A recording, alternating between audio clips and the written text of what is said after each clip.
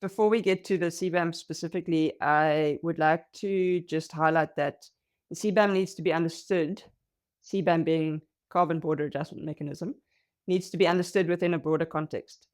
From a conceptual point of view, and then also within the context of the European Union's Green Deal and climate targets.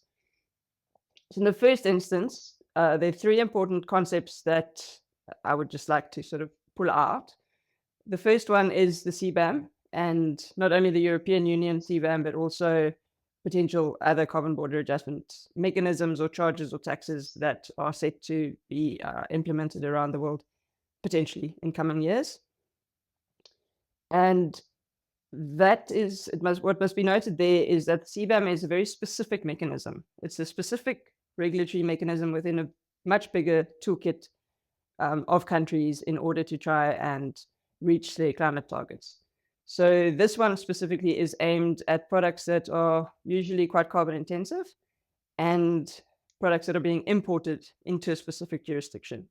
So essentially, as a country is set to increase its regulation of carbon emissions and climate regulations, the cost of production will go up in that country.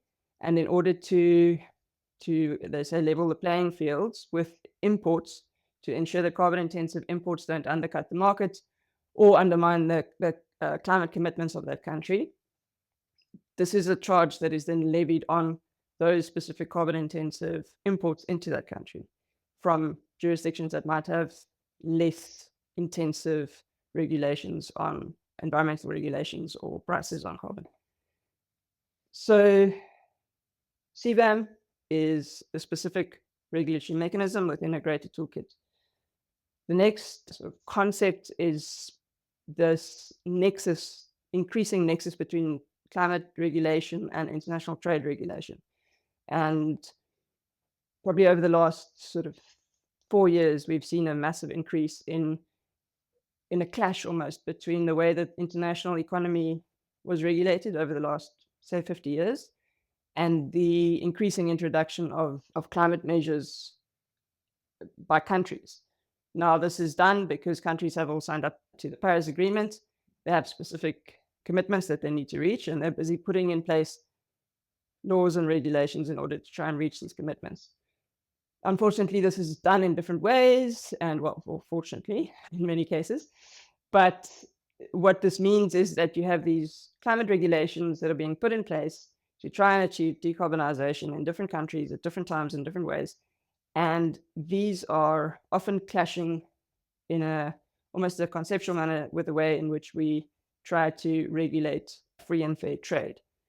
And the carbon border adjustment mechanism is a very specific measure which is testing the system quite a lot. So there's quite a lot of contention around this right now in terms of whether it's actually acceptable internationally in the way that it's being implemented.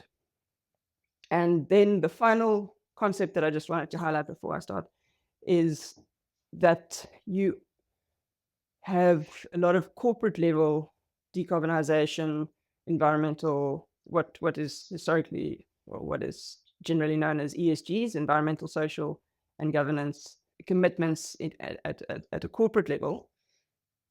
These are becoming standardized increasingly, and they are in fact becoming mandatory in a number of jurisdictions. And that, while it looks a bit different to the way that the carbon border adjustment mechanism is being implemented, is essentially having the same effect, which is that unless you're able to decarbonize your production, you are going to lose your competitive edge.